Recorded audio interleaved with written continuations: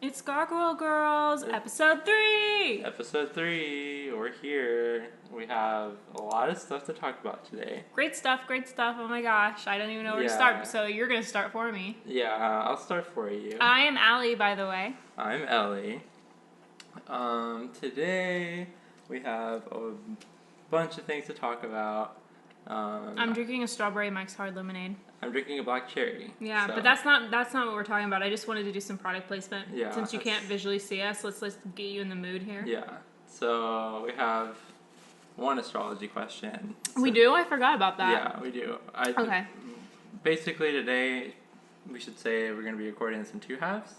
Oh, we're going to tell them our secret? This is a secret today. We're not live, as you all know, but yeah, we're going to do it in 2 halves because we have to take a sort of intermission. An intermission. Because we have a show to watch, which is very important in live, unlike us. Yeah, so we'll be taking an intermission. So this little first half will be you. It's all about you, honey. Oh, it's all about me? Yeah. You can interject wherever you want. I don't have anything to say. That's not true. So the first half is going to be about music, Yay! as usual. Yeah. But in listening to the last episodes that we did, I noticed that my music discussions are very scatterbrained.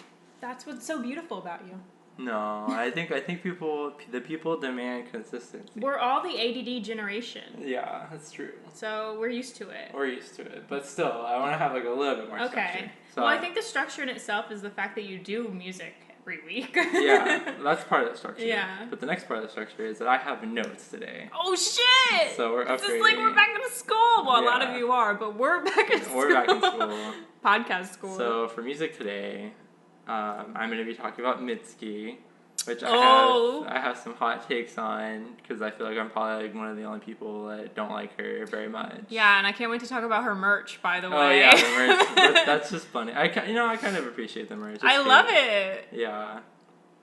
And then for retro music, we'll be talking about our eternal faves, Depeche Mode. Oh yeah. But not the albums that I love the most. That I'm waiting until I have more practice. We're going to be talking about one of the lesser known, lesser loved albums. Yeah. But I still want to go into it because I think it's very interesting. It's better for the mature crowd. Yeah. No, I don't know. It is. It is though. It's the mature Depeche. It's part of the discussion. Yeah. So, start off, Mitski is an indie musician that everybody loves, especially right now. No, not even. It's been going on. The love. It's been going on since her last album. Yeah, which by the way, I was not involved in that love. I didn't see it. I tried. I listened to the last album last year, which was a year after it came out. After the hype died down. Yeah. I didn't like it at all. I liked one song. Yeah, I don't even remember liking any songs. I don't remember liking any of it. I think I deleted it as soon as I had it. I downloaded it so did I. on YouTube Music. But I was just Spotifying it. Yeah, no, it was downloaded on YouTube Music. I listened to it at work. I was like, okay, this is boring. So I don't like that album very much. But all the gays are going wild. Yeah, we both felt like we were missing out on some key component. We're missing out on something, I think, maybe. What is wrong with our brains here? Why aren't we liking this? Her new album is out. It's been out for a couple of weeks, I think. So it's not new, but it's pretty new. Yeah. Be the Cowboy. And I like it a little bit more. But I do not see the hype. I don't see everyone's going on and on and on and on and on and on about it. So today I am here to present to you my criticisms of it. I'll talk about some of the things I like. I'll give her a fair shake. We have to start positive because I can already hear everyone kind of groaning and rolling their eyes. Here's another person who's gonna just hate. I have some positives. I do have some positives, and I'm excited to see where she goes because I know she has so much potential. So I will preface this by saying, I've seen some interviews with her, and she seems like a really sweet, cute, nice person. I love her personality. Yeah, I love her personality. She's a fucking Libra, and I love Libra women. And she's funny, she's hilarious, and she's really sweet. So I don't have anything against her personality at all. Definitely not. Well, I usually have something against most musicians, but I don't have anything against her. So that's saying a lot. I do appreciate that. I will preface it with that. Aww. And I will also start off with some more positives. I love her singing. Just the basic technicality of her singing is excellent. Me too. Her everything, her the vocal pitch, the tone, the timbre, everything, her cadence, the way she sings certain words is really good. But I think this thing that drags the album down for me the most, and I noticed right off the bat, is I've had this problem with a lot of albums lately, and I'm not sure if there's some specific reason why it's happening. But in her album, it was like probably the worst instance of it yet, which is Aw. god awful mixing. Mixing, mastering, leveling, equalization, everything related to how the sounds are actually coming off of the record. For those audiophiles out there. Yeah, for the audiophiles. There's just something so off about the way the vast majority of the songs are handled from like the actual like basic audio perspective. Now, there's a lot of compression on them, not file compression. There's no like peaking or like there's no like loudness issues like there have been in the past with some albums. I mean actual like equalization compression, like being run through a compressive filter, which means that basically compression and like mixing and mastering is cutting off the high and the low ends of the music and removing any peaks or valleys. It's basically to make the sound as flat and as normal as possible. But it's been run through a compressor. Every song like has like a backing track, especially the guitar and the drums, sounds like they've been run through the compressor like 15 times to the point where it sounds like elevator music. Oh my god. Like, I'm serious. Like you'll like her voice is usually captured pretty well, and her voice is what's carrying all of the high and the low tones. That's all you have. The background, like the guitar and the drums for most of the songs, it just sounds like fucking elevator music. It's like what you would hear while you're shopping at CVS. Yeah, it sounds the way it sounds is like it's coming off of the speakers because it has no bass or who thought that was treble okay? at all. I don't know who's working on this. I did look up on the personnel, and she doesn't have a mixer. She only has a master. Oh. And she doesn't have a sound technician, I don't think, listed on the personnel of the album. Okay. So I think that might be the issue. I think there's nobody behind the scenes directing this. Mm-hmm. So a lot of the songs sound extremely fucking hollow. They have, like, no bite, I guess you could say to them. Like, there's just no... I mean, I've listened to it on a bunch of different speakers. I've listened to it on a bunch of different headphones, and it all just sounds so fucking weird and off to me. Mm-hmm. And another problem is that, like, I feel like for an album that's so focused on her lyrics and her singing is often, like, all the way down at the bottom of the mix, like, behind everything else. Like, all this, like, shitty, awfully mixed music is on top of her voice. Yeah. And you can't even hear what she's saying half the time. That distracted me a lot. Yeah, and I will say, and I've had this conversation with Allie a bunch of times, her use of reverb, I don't get it at all. She has a voice that is not well suited for reverb. Yeah. Because, in my opinion, when somebody has a very, very, like, deep and, like, pronounced and unique vocal tone, you don't want a whole bunch of reverb. No, because absolutely. all the reverb is going to do is mask that. It's going to hide that. And especially when somebody has, like, such excellent pitch as she does, where she's never off note, out of key, or anything. You want to hear, like, every little tiny variation, and reverb masks all of that detail. Masks the richness of her voice. Mm-hmm. And the reverb on her music is so fucking strong. Is that why I've liked that, like, video going around of her just singing the no body Yeah, because thing? there's no it's so much effects better. on it at all. Yeah, I like her that. acapella, it's like literally breathtaking. Just give me an acapella album. Yeah, but we'll get That's to what I Nobody, want. because Nobody is actually the one song on the album. I listened to the whole thing twice today. It's addicting. And it's the one song on the album that was actually mixed correctly. Which is interesting. I don't know. Is it because it was meant to be the single? I think it was meant to be the single. I think somebody else must have worked on it. Mm-hmm. Somebody else in that was doing the mastering that she had. So that's a big issue. But even beyond that, like, let's say in a hypothetical world it was mixed flawlessly, which I think would fix a lot of the issues that I have. It still wouldn't be, like, super ultra, like, 9 out of 10, 10 out of 10, like, amazing for me. Because I do think, like, as amazing as a lot of the singing is, as much as I love a lot of the lyrics, the song structures are very basic. Mm-hmm. They're very boring. A lot of the songs are way too short. I know Anthony Fantano, I always have to mention the same thing, where a lot of the songs sound like they just end abruptly, like there's supposed to be a whole other half to the song that Did just you not doesn't see the remain. thing What? about that? About there's I don't remember exactly who said it. I should look it up. But the whole thing about her short songs, she wants them to be concise and to the point. She doesn't want them running off for hours. True. I guess that's a preference thing. She's basically said if she was a white guy, obviously she could do that and get away with that. Yeah. But she's not doing that because she feels I can no one would take her understand that. seriously. Like, I can understand that. Like, it sucks that she feels that way. I know it sucks. It makes me so sad, but I guess she's doing it so she. And I guess it's true that, like, a lot of the music that I like that has, like, very, like, wild song structures and compositions, it's not super popular. Yeah. It's not, you know, obviously short songs are easier, short songs are quicker. They get more to the point. Yeah, they're more concise. But I feel like if you're going to do short songs, you have to bring something like very, very, very compelling to the table. Yeah, I agree. That's how minutes. I feel too. I think the mixing Like, has to be flawless. And it's one of the things where the stylistic variation is decent, but it's not high enough to justify a bunch of short songs where a lot of them sound the same. And to that point, if you're going to have short songs, there's no excuse to have bad mixing because you're mixing a lot less audio. Like, each song is much easier because you have much shorter takes. All of your tracks are shorter. You have much more time to get everything precise.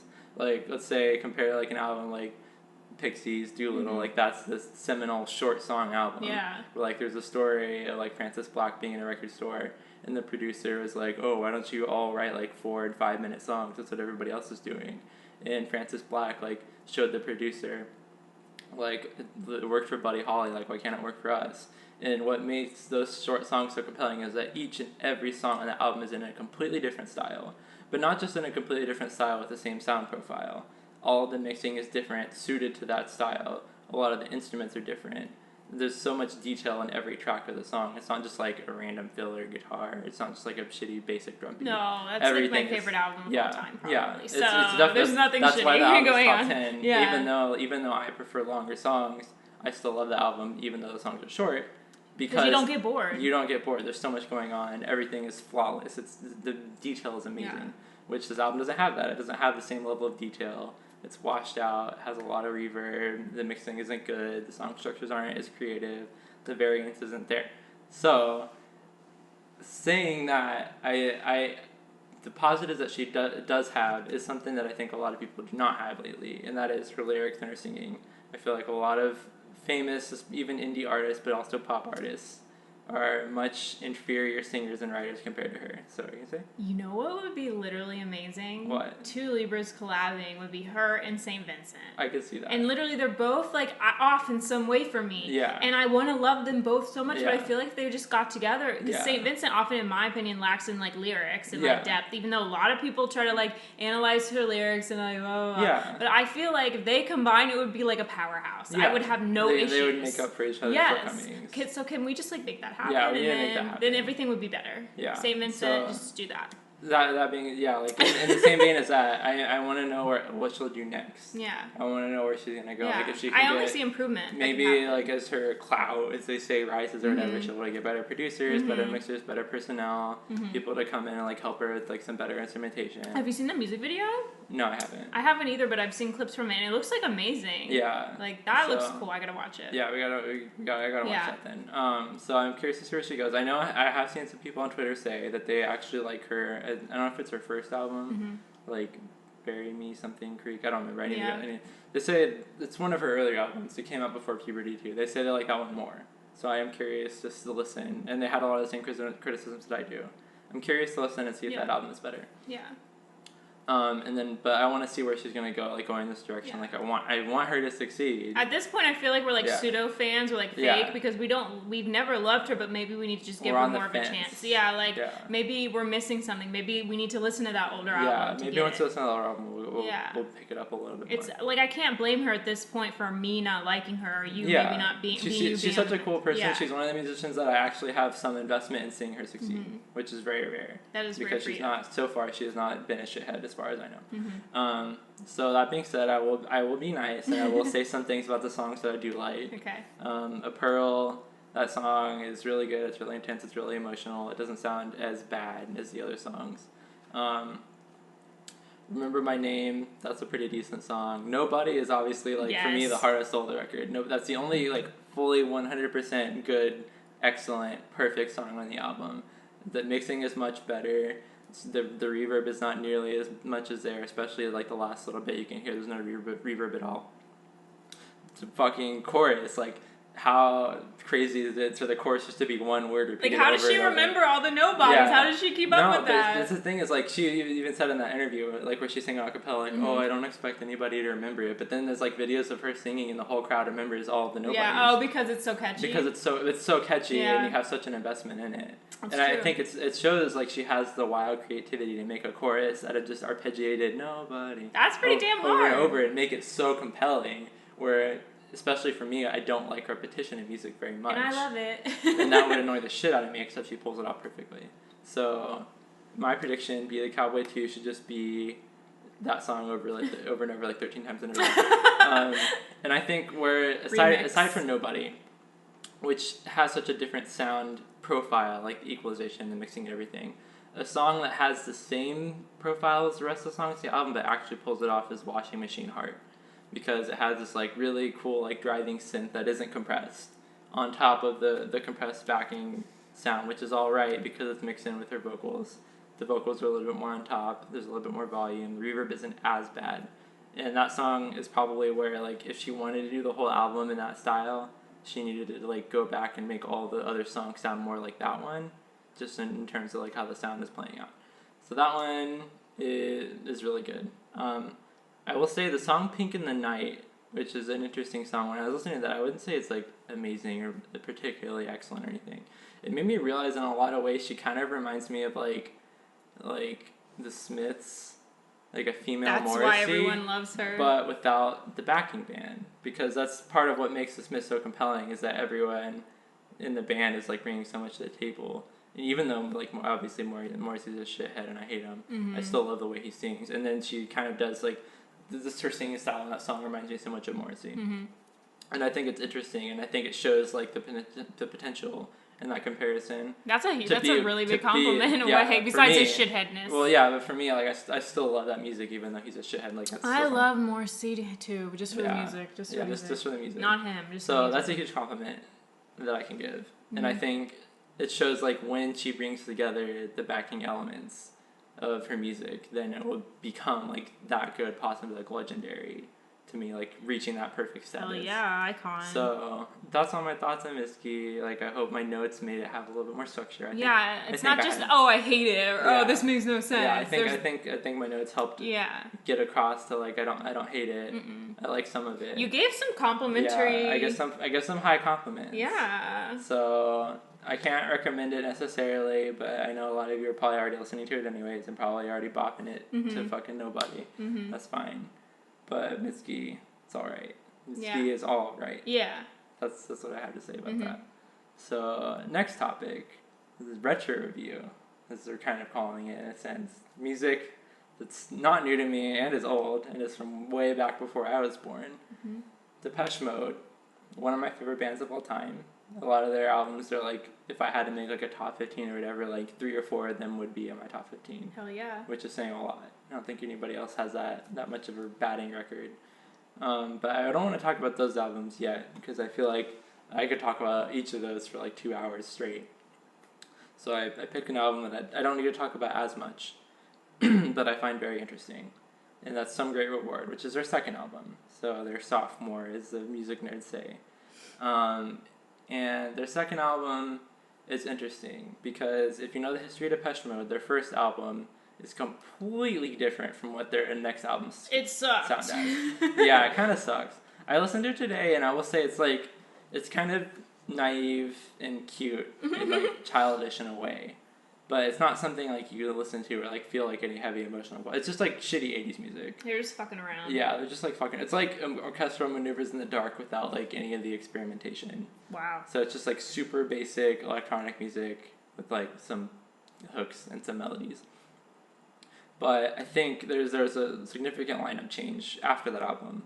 Somebody quit the band, and they got a new producer. And it's interesting to see the night and day difference at getting rid of one person that was influencing the structure of the music so much, created an album that is so much different and so much better. And I will say that Some Great Reward is not one of the best albums of all time or anything by any standard. Didn't you tell me yesterday you used to hate it or I something? used to hate it. So... when I was growing up and I was listening to Depeche Mode, my mom used to listen to them, but she only listened to Violator, because that's like the album that everybody listens to. So she was like a basic fan, so I didn't even know about that album. And then I tore into their discography or something when I was like 12 or 13. And so I listened to it, and Some Great Reward was like, aside from their first album, that was like one of the only ones I never listened to. I didn't like it. You're bored. It sounded so dated. I was so bored. Like so much of their music after that has so much more complexity, and this album doesn't have that yet. But it is interesting to me now that I'm older. I can appreciate it a lot more. Maybe because, like they say, everything like slows down as you get older or whatever. But you just see things differently. Yeah, but I still like their other music that I liked when I was younger just as much. I think now I just have a higher appreciation for the simpler music. You can see a different perspective. And now that I know more about like how music is made, how like musicians progress like in their careers, it's cool to see that like snapshot, like that photograph of like what they used to be like how they were progressing. And Some Great Reward is really where they're like what is it, like their infamous sound or famous sound, I guess, whatever they're known for, that sound starts to come together. A lot darker, obviously, a lot darker keys. It's I call it sensual. Yeah, it's like sensual and romantic. But in a gothic way. Yeah, absolutely. But it doesn't have like guitar like goth music, but it's not as hard. It's like it's getting there. You can tell it's almost there. Yeah, it's starting to build some of the like rougher on the edges. The lyrics get darker. It's like the gateway drug for normies. The singing is no longer just like classic pop melodies. Or electric. It's like much more evocative and emotional. Yeah.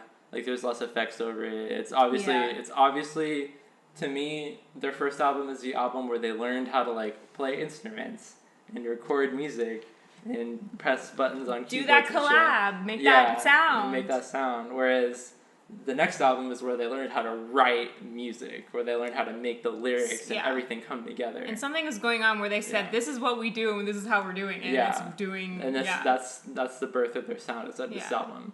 So if you're interested in Depeche Mode, I will say it's very interesting to listen to. It's a great album. It's a great album. It's not as like visionary or forward thinking as their next album, Black Celebration, which is one of my favorite albums. Oh yeah, ever. That's the best. Absolute classic. And it's amazing to hear even there's a night and day difference between their first album and their second album, and there's an even bigger difference between the second and their third. And that's so cool because that all took place in 4 years. It goes from like romance to like total goth darkness, Buffy the Vampire Slayer like levels. Nihilism. Yes, absolutely. And all these like really like dark torture topics. And you gotta love that like seeing that kind of seeing that progression. Yeah, it's like a roller coaster. And while they're getting more emotional, they're also becoming better musicians. Yeah. And like that's really cool to see. It makes me like emotional. They're not like devolving into like primal screaming or something. No, it's not changing. It's just getting. It's just elevating in every way. Mm-hmm. So it's an interesting like snapshot. It's interesting. I will always say, if you've ever heard a Depeche Mode song, then you probably heard one of their singles. Mm-hmm. Their singles are usually their worst songs, even though they're really excellent. They're some of their worst songs. So if you've heard any song off this album, it's People Are People, which is probably like, aside from their first album, one of their worst songs. It's like a super like liberal like normie song, like, oh, people are people, why should we hate each other, blah blah blah. Yeah. But the rest of the songs on the album are excellent. There's also like, you can kind of start to hear on the first album the lead songwriter, which is not the lead singer. They're actually two different people. He actually does sing one song on this album. They sound really similar. Yeah, they sound really similar. It's interesting, but I remember when I was younger, I heard the difference the first time I ever listened to it, and then as I got older, it started to blend together for me, mm-hmm. and then now I can kind of hear the difference, but not as much. That's funny. But it's amazing just to hear their progression, to hear how emotional it gets.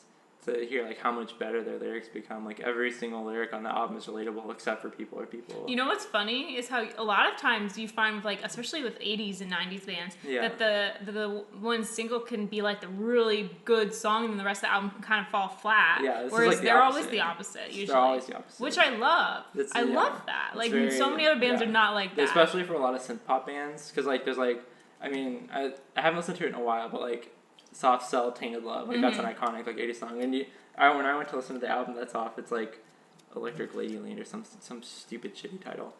I like went and listened to it. I'm like, the rest of the album sucks. Like, why is this one song so good? But maybe that was a while ago. I need to listen to it because I know like some people have done like retrospective. I always feel like that Tears for Fears. Yeah, so it's just like you go back and like you hear like the single is bopping, mm-hmm. then like you listen to the songs, you're just like, what the fuck? Mm-hmm. Like this isn't that good. And there's a lot of one-hit wonders like that. Mm-hmm. Depeche Mode is like the opposite. It's like the singles are just the songs that are most accessible. They're the surface. It's just the surface level. It's just the songs that are easy to get into. They don't have like a lot of substance to them necessarily. And then you go and listen and you hear they do have that substance. They do have that skill. And it's like amazing. It's like a rush.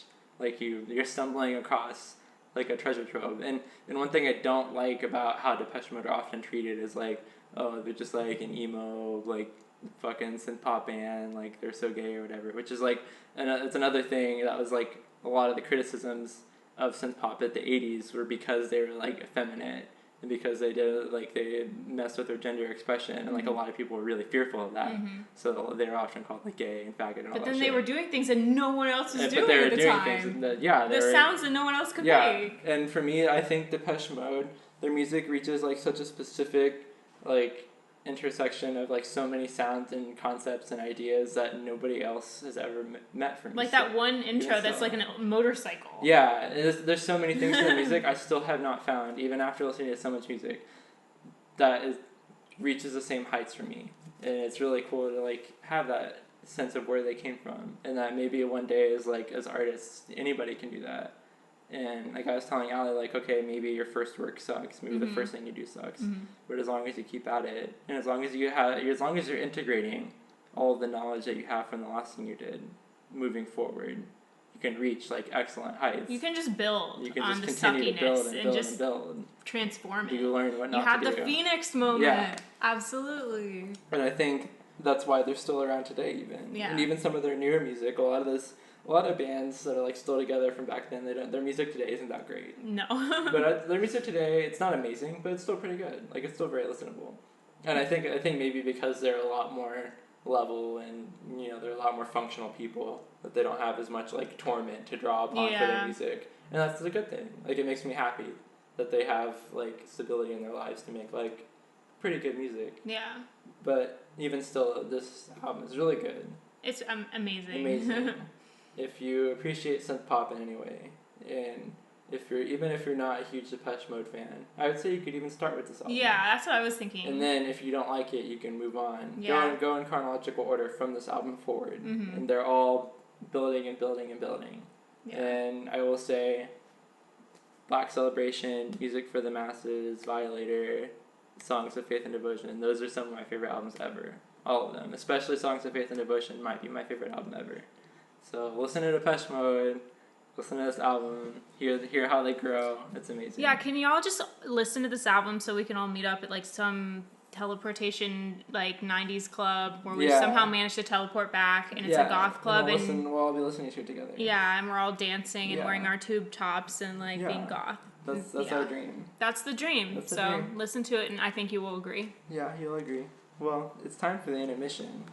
Intermission time. So we will be back. Yes. Cue the elevator music. We have some Big Brother to watch. We do, bitches. And bye. See you in a few minutes. I will say, when we come back, just to give you a little preface, we'll be talking about some astrology. Yes. And we'll also be answering a question about... I have one shout out to make. Yeah. Oh, yeah. Misunderstood female characters. Also, you can make your shout out now, maybe? Or do you want to make it later? No, I can't because I just coughed. Oh, okay. So we'll make it later. Yeah, I will. All right. BRB. Bye.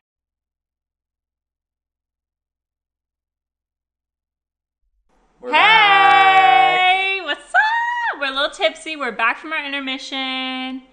Yeah. And we had to go get food and watch Big Brother. Oh, shout out to Riley. I hope you still watch Big Brother. This is a very important shout out because I don't do these often. I mean, obviously this is a new podcast, but I think a shout out's pretty rare. So Riley, you're the best. We've been friends for so long. Yeah, and I think that they asked this question coming up, right? Yes, and you asked a question, Riley, so here's your question. Okay, our question is to rate the signs from worst to best or best to worst. And holy why. shit, we didn't even formulate a list yet. We both had differing lists. Actually, on our own, we made a list. Each made our own list a couple months ago, but we couldn't find it. But I was thinking, like, I feel like it would take a really long time. So let's just do it live. But it would take a really long time just to go through all of them. So I think we should just go through, our 2 or 3 least favorite. Oh. And our 2 or 3 most favorite. All right. For each of us. Least favorite for me? Sure, you go. All right. Absolute bottom tier least favorite. I'm over it. Like, caused problems in my life. Capricorn. Capricorn, I hard agree. So worst, Capricorn. Capricorn. Second. No. We should elaborate. Why? Why? Because Capricorns have ruined my life multiple times. Yeah. For me. Yeah. Personally, like literally a Capricorn ruined my very thin relationship with my bio dad as a child. A Capricorn claimed that I was an addict and on drugs when I was 14. Yeah. This is my Capricorn best friend. We're inseparable. And that was it. My bio dad stopped talking to me after that. So Capricorn, thank you for ruining my life. Second time okay, sorry. I thought you were going to say second. No, I'm not going to the second time. Anyway, basically there have been like multiple times like turning points in my life where Capricorn has just come in out of nowhere. Yeah. When usually they've been my like BFF and just like randomly said, "Oh, I'm going to ruin your life." Yeah. They have. So that was like one example. I'm not going to give the other ones because it's too long-winded. So yeah, Capricorn, bye, go away, stop it. Yeah, I hard agree. The Capricorns in my life are my grandma. Your grandma. And my oldest cousin. And my grandma is a fucking terror. Like, she's just a horrible, terrible person. She's caused so many problems, like so much like family drama, so many issues. She refuses to change. She refuses to apologize. She's like so focused about being respectable and responsible and employed and all that. Oh, Caps, they love that money and they love working. Yeah, more than anything. That's their life. They love that stability. Oh, they don't know what love and emotions are. They don't understand, like, okay, what if somebody has emotions that make them unstable? What if somebody's been traumatized? Yeah, they don't understand trauma. Like I talked about my mom a lot last time. You know, they have such a bad relationship because Virgos have a lot of instability because they go through so many things. And my grandma doesn't understand that. She's even been the source of that, and she especially doesn't understand that. And this is what's weird. Like I had met Ellie's grandmother, Capricorn grandmother, just once, and immediately she was like trying to put a pity party, started crying that, oh, my daughter has put me through so much and she's unstable, like crying about it. And it's like, why don't you, instead of crying about your Virgo daughter, why don't you look at your own self and see maybe where you went wrong, honey? But I didn't say that. It's crazy because my grandma has like never cried to anybody about it. Yeah, but she cried to me. And then the one time she does it, she's also being an asshole about it. Yeah. That's such a Capricorn thing. It's like manipulative tears, and I saw through it as a Scorpio. I saw right through it. I will say a lot of Capricorns I've known, like on Tumblr and stuff, they're usually pretty funny. Yeah, I think online, like I know Capricorn Warm Lantern on Tumblr, and that's the one Capricorn who I can stand, honestly. I will say, like, not to shit on Capricorns endlessly, they're usually funny, and it's nice that you are responsible. Yeah. But there is more to life than being responsible. Also, usually Capricorns have, like, one thing they love. Yeah, they usually have one thing they love, but they're all like your cousin Interpol. The music. Okay, music. Yeah. This one Capricorn on Tumblr is like, I always associate you with tattoos. But like, honestly, every Capricorn has one thing. If it's not work, it's something else. So I'll give you credit for having that one passion. Like they'll have that one passion. That's one. And then other than that and being really responsible, you'll kind of suck. Yeah. So I'm sorry. Sorry. Okay, bye. Okay, let's sing. Second worst. And Riley, you're exempt. Taurus. I wouldn't put Taurus as second worst, but I get them close. The reason I have a rightful reason, because Taurus, like, as much as they've been attracted to me because they're my sister sign, they always just randomly hurt me so badly I don't get over it. Like my grandmother is a Taurus, and she just always hurts me. Like she's so quick to hurt me. That's the thing. Yeah. Taurians, they're just so quick to be stubborn and just give you the horns. They just give you the horns. They're a little like impatient. And they're not forgiving like Aries. But yeah, they're not forgiving. They don't have that forgiving aspect. So like when I find a Taurus who's actually like really soft and sweet, Riley, that's rare. But most Taurians are just like, they hurt me and randomly Taurians like have blocked me, and it's like, I haven't said shit to you. Like Aries are usually stubborn about like their opinions or things that they want to do.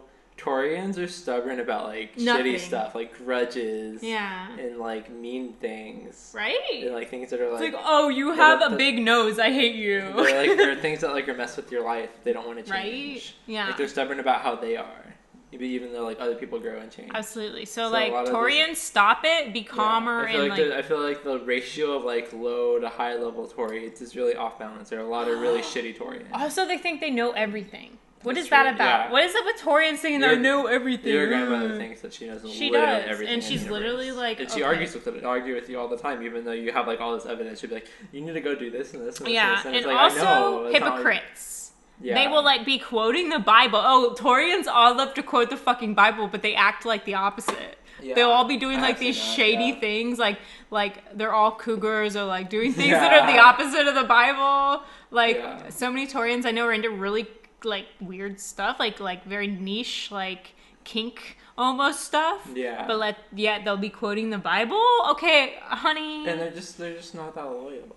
Like the Taurians I know on Tumblr, not the bad ones. Yeah. But the other ones I know, and it's just like they'll just like block you and stab you in your back and disappear for forever. Yeah, Ellie has seen me literally start crying because the Torian who I knew for years just blocked me. Yeah. Randomly. And you were like friends. Like you talked about stuff. Like they're supporting you. I should just name drop her. No, because don't do that. Maybe another time. Linz would know who I'm talking No, about. yeah. Well, one day we'll have like a grudge name. match. We'll go through the people we have grudges against. So anyways, Taurians really hurt Scorpios because they know how to. So basically, bottom 2 right now, Cap and Taurus for me. So should we do one more and then... Libra, that's mine. That'd be mine. Since we agreed on Cap and Taurus is not mine, I think Libra is my next lowest. What do you think? Me? Yeah, it's you. Different. You just don't think Libra's that bad? Because I love Libra women. Okay. So for me, it's Aquarians. You know, true.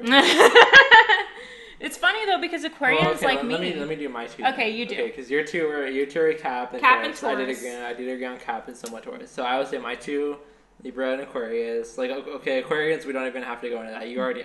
Everyone knows. Think of every Aquarian you know. Why are they like that? Why? We know the Aquarians are just like that. Because they wish they were water signs. Yeah, so we don't have to get into that.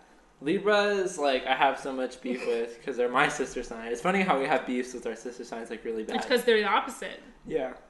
Like, Libras are just, like, completely disloyal. Even worse than Taurus. I feel like Libras are almost worse than Capricorn. They're like the reason for the whole thing, chauvinist pig. They're so flighty. Mm-hmm. They're all just about like having fun and having parties, but the moment it's like anything serious, they think everyone is their puppet. Yeah, they're just like there to like have fun and use you. They don't give a shit about. Okay, Libras are the ultimate shit posters. Yeah, funny bloggers. They're so funny, but then it's like the moment like shit gets serious, they're gone. They're gone. They're the ghosters. Like I remember I used to follow this one Libra who's like the funniest person I ever talked to in my life.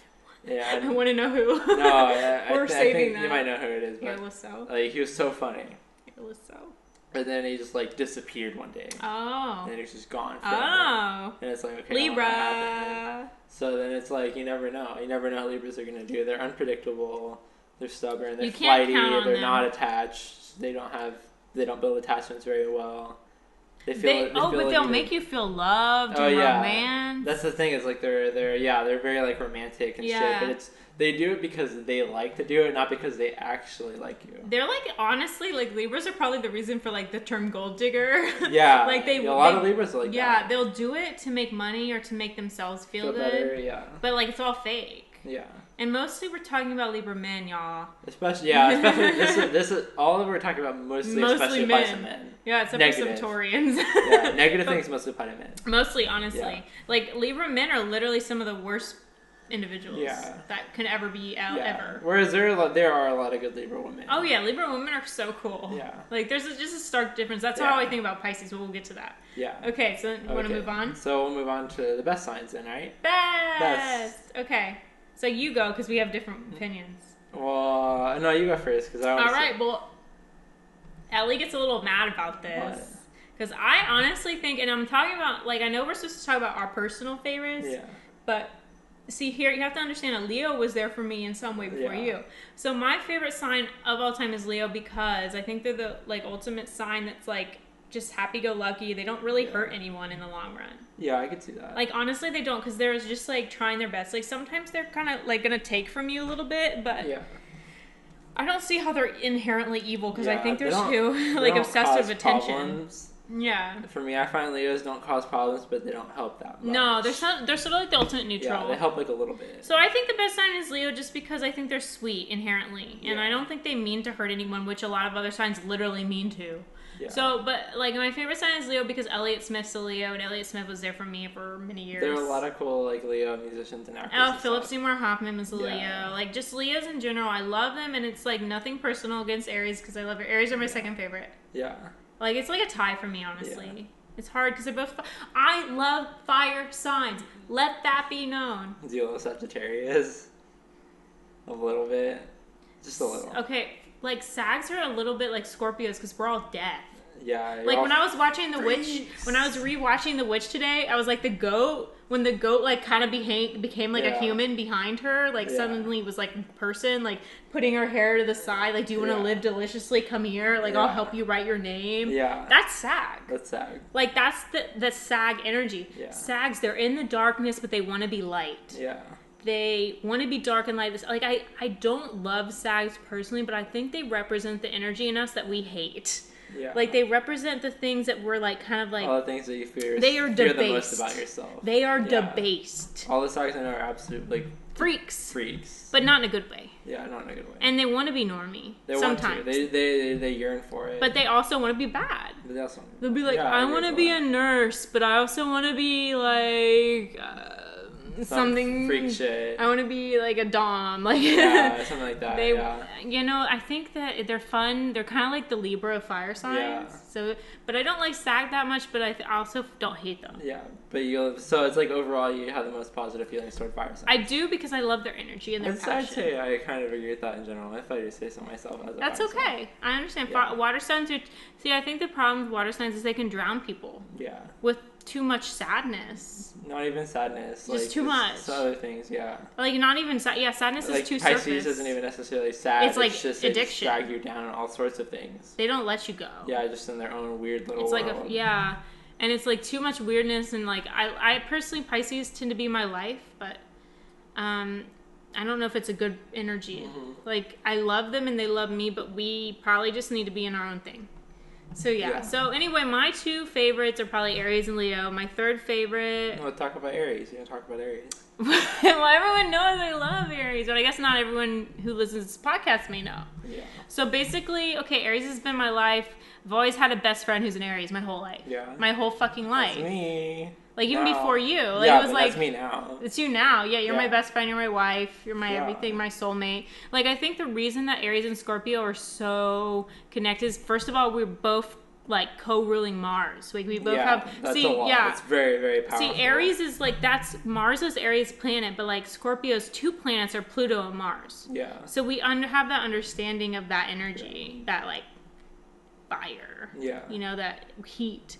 But we are also very different. Like, whereas Scorpio goes very deep, Aries tends to stay light and want to do things differently and have a lot going on and a lot of multitasking, whereas Scorpio wants to be obsessive about one thing. Yeah. So I think the reason why I love Aries so much is they'll take me away from that obsession sometimes, but also cultivate it where I can be obsessive, but also about different things. Yeah. So I think that's why we're so good for each other. And we're also always getting into fucking trouble, but it's cute. Yeah. We just got back from a little adventure tonight. Yeah, a little adventure. Yeah, it's like, I feel like whenever Aries and Scorpio are together, there's going to be some weird shit going on. But it's like fun. Yeah. And it's something you write movies about. So honestly, best duo couple. Cherry even writes about, like, have you ever noticed when Cherry on Tumblr will write a post about Scorpio, she'll write a post about Aries? Yeah. There's a reason for that. She said we're an underwater volcano.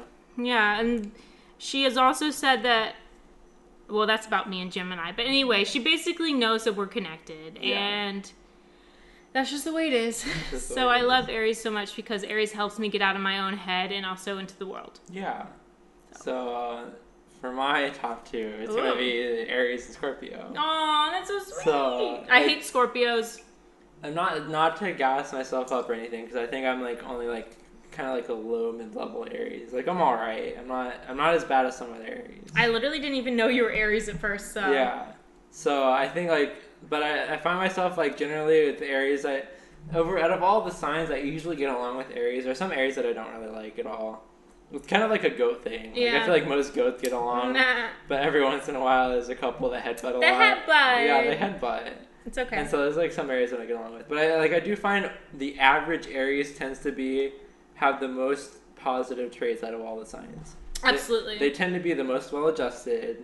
They tend to have be able to, if they're not good at something, they'll like learn how to do it. Mm-hmm. They'll like adapt very well. They'll adjust very well.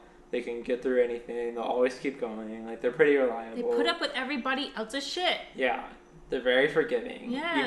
Even the lowest level Aries is usually very forgiving. It's crazy. So you're amazing. That's like a very important trait, I think. And Aries will literally be having a knife like to their throat, and they'll forgive you. Yeah. Like, that's amazing. So I will say, like, I'm not saying I'm that amazing or anything. You'll see. No, I'm just kidding. Oh, yeah? I'm just kidding, y'all. I'm just kidding. So, like, I'm not that I'm that amazing, but I have met a lot of Aries. Like, I don't know. I tend to be inspired most by Aries, I think. Like, I always notice, like, most celebrities that I tend to, like, be drawn to, I find out later that they're Aries. Yeah. Always. I highly agree. It's amazing. So I think Aries are pretty good. Like just not just an average. Like the average Aries is much better than most of the signs. I agree. Yeah. There's not like a low level Aries, just a shitty, terrible person. Like, yeah, it's really weird. Like what are the Aries' worst traits? Or like being impulsiveness, too... being too fun. Yeah, not being too fun, being too changing their mind a lot, I guess. No, that's more Gemini. Aries changes their mind a lot though. I think the only thing I can think about Aries is being too manic or something. Yeah. Which is like mean to say. Too much anyway. Multitasking. Yeah. Being too shallow or too frivolous or too. Yeah, I can see that. Too service too level. Impulsive. Too flaky. You. That's about it. And none of those will ruin your life. Yeah, those will not ruin your life. They'll you'll have to move on. Not like Capricorn or Taurus or anything. No. So honestly, it's a good sign. So I tend to like most Aries, which is saying a lot because I tend to hate the majority of most signs. Aries. So my next is Scorpio, Aww. which is a controversial opinion. It is. I hate Scorpios. Because even now, a lot of people don't like Scorpios. Everyone hates Scorpios. I find because depending on like how much you know about like the animal symbology, Scorpio is the only one that has 3 stages. The only one. Three animal symbols. So it's a scorpion, obviously, but then they also have the eagle and the phoenix, and that represents all the different evolutions. Yes. And so for a lot of like signs, there's a low level like some of a sign represents the worst traits, and the high level represents the best. But like the different like evolutions of Scorpio represent like such different planes of like enlightenment. It's like a completely different. It's like a religious experience. Yeah, and I think Scorpios like really truly go through that transformation. And I think even like low level Scorpios, like obviously they're obsessed with like death and sex and a lot of negative things, and they're like could be very bad, but they're fun. Mm-hmm. They're always fun. I know. They're always creative. I think the ultimate low level is just a cult leader. Yeah. Just like Charles Manson. Charming. Yeah. Even in a dark way. Yeah. They'll get you. They're always so creative. Yeah. They're always so everything. So those are great traits, but they're just done. It's kind of like a dark allurement. Yeah. Yeah. Absolutely. A dark way of alluring somebody. But then like when you get to like the middle and the higher levels, like the eagle and the phoenix, it's like they remove all of the darkness and it just becomes the best traits. They're like, it's like just, healers. Pure flowing creativity, healing, I think acceptance. actors, musicians. Yeah, all of that, and it's just like so powerful, mm-hmm. and I think that's amazing. Like, I don't think the other signs have that like ability to go so far and above their like limits and their like bad traits, whereas Scorpio can do that. That's really sweet. And so that's why I love Scorpio. Like for me, like as a Scorpio, I'm so biased because I don't see my own goodness. You don't see like how you overcome your bad not traits. at all. But like when I think Scorpio, I think okay, all low level Scorpios are just like Drake, and they're just like talking like they're just like they're flighty and non-committal. They basically just fuck everybody, and then they just come up with reasons they don't like you that make no sense. But then again, doesn't Drake have a Libra moon? So yeah, he's even worse. Anyways, like I've dated a Scorpio who ruined my life more than anybody else could. So it's like I think Scorpios like they can really hurt you to the. I think for me as a Scorpio, like I know how another Scorpio could hurt me, and then when I let it happen, it's like worse than anyone could do. True, because I literally saw that sting. They have that precision, and they can do that with anyone. And when they do it to another Scorpio, you never forget it because you literally predicted it. Yeah. Whereas other signs can take me for like I could literally be an Aries could take me off guard. I would never see what an Aries would do. Whereas a Scorpio, I could predict it and still let it happen. Yeah. So basically, Scorpios hurt you like no other sign, but they also will transcend every other sign. Yeah. Ever. I feel like Scorpios hurt you because they understand you. That's exactly. And it's that like means almost, a lot to me as an Aries. I want to be understood like you understand me. It's like if you are hurt, it's for a reason. Yeah. And it's like it'll help you learn and move on in your life. Yeah. So it's honestly, I will say, even though I hate my own sign for many reasons, if you are hurt by them, it's because you need to be. Scorpios have a bad reputation. It's not fair. It's not fair. Like, come on, let's all look at the fact that Charles Manson was so focused on the media. It's because the media was having like it was crazy. It was a crazy time. It was the cult. Everyone's obsessed with cults. With him. It was for a reason, and now like because everything's changed. He has that like dark allure. Yeah, he's like the ultimate low level. He's dead, and he's still talked about. Yeah, it's crazy. Okay, I need to think of a good example, like a high level Scorpio in comparison to Charles Manson. I know, right? Where he's like the ultimate low level. I can't think of it. I think it's easier for everyone to think of low level because that's the there's thing. So many more of them. Low levels. Yeah, there's a lot of Scorpio cult leaders. Like statistically, you'd be surprised. I know, and Sag too. I think. I don't know. Actually, no, it's Taurus. Sags is... Actually, most... Sags are serial killers. Yeah, but the cult leaders are Taurus and Scorpio. Yeah. Jim Jones is Taurus. Yeah. Hitler, Taurus. Yeah, that's true. Yeah. It's weird, right? Yeah, that's true. It's because they expect loyalty or something. I don't know. I don't know. But yeah, so there's too many low-level Scorpios out there. So Scorpios, there's a lot of low-level Scorpios, but I still find them interesting. Hillary Clinton. Well, yeah, that's not interesting at all. No, it's not, but No. it's a low level. Yeah. But I don't know. I guess Scorpios, they're interesting to me. They're my favorite because they go like from the lowest to the highest. Yeah. They have like the most variable range.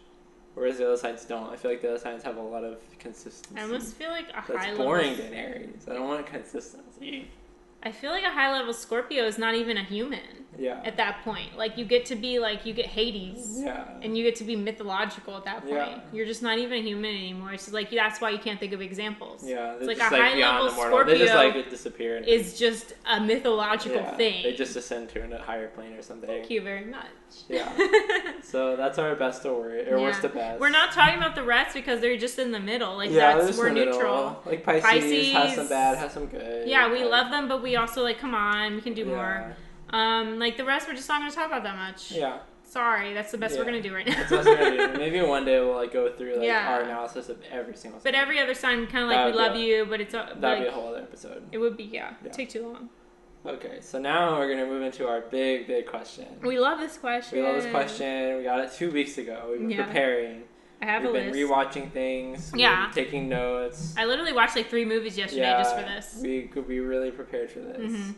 So the question is 5 misunderstood women characters. Yeah. So it can be from anything. Yeah, I guess that's what it is. Yeah, we're mostly covering movies and TV shows. Yeah, and what we're gonna do is talk about kind of like small things first, and then get. Yeah, into we're gonna do some like honorable mentions first. So like, do you want me to say that my honorable mentions? Sure. Or? Well, you just say one at a time. We'll just go through them. All right. So like, I kept coming up with more, but basically, like, okay. So I was thinking like, obviously, like the witch. Yeah. You know, the Witch is really Thomasin. good. Yeah. Thomasin. Like, That's an Aries, by the way. Yeah, Thomasin is played by an actress. Aries. Yeah, so that's very like, okay, kind of an innocent character that is misunderstood, but was she really innocent? We don't know. I think maybe because the ambiguity of it all. I think almost because she's misunderstood, she's more driven to like consort with the witch. Absolutely, because she's like, fuck you guys. Yeah, because she's sick of being like construed as like she's evil treated being. like shit. It's like people constantly tell you you're shitty, so you become shitty. So that's them. obviously an honorable mention, but I don't see it being like a really emotional. There's not like that much we can get into about that. Yeah. So then, okay, I'm gonna mention 3 that Ellie hasn't seen. Yeah. Okay, so one that like had horrible reviews on like Rotten Tomatoes and shit, but honestly it touched me a lot and kind of like resonated with me. Was the movie Felt from 2014, and the misunderstood character is Amy. I think her name in real life is Amy. I think she actually might have directed it, but I don't know, so don't quote me. So 2014 Felt, watch it on Netflix. It's still on Netflix.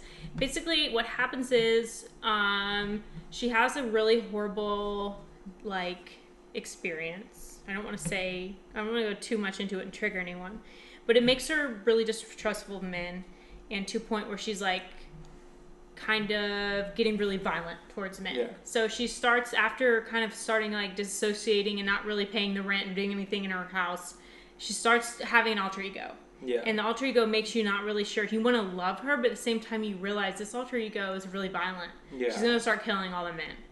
And she starts dating, and the guy who she's dating is cheating on her. Yeah. So you don't know what's going to happen, but it's fucked up. It's crazy. It has to do for alter ego. Okay, I need to watch this. It's amazing. It got 4.6. Yeah. Honestly, I think it deserves at least a 9. Every once in a while, you find one of those movies that's like people didn't get it or didn't. You know what? I think anyone who didn't like it because it was made like Amy who did it. I think she did the whole thing. Like it's really DIY, I think, but it's amazing. Because one of our honorable mentions is kind of like that too, or it didn't get like amazing reviews, but to me it's one. Yeah. Okay, yeah, that was my next one. So anyway, watch it. It's on Netflix. Seen that one, so that counts. Yeah, it does count. So it's called Felt 2014. Her name's Amy. It's like she's misunderstood. I explained why, but she touches me as a person because she went through this traumatic experience, and everyone's trying to help her, and basically she has to figure out for herself, but she doesn't really get any better. But at the same time, everyone who she does this shit to deserves it. Yeah. So she's one misunderstood female. Yeah.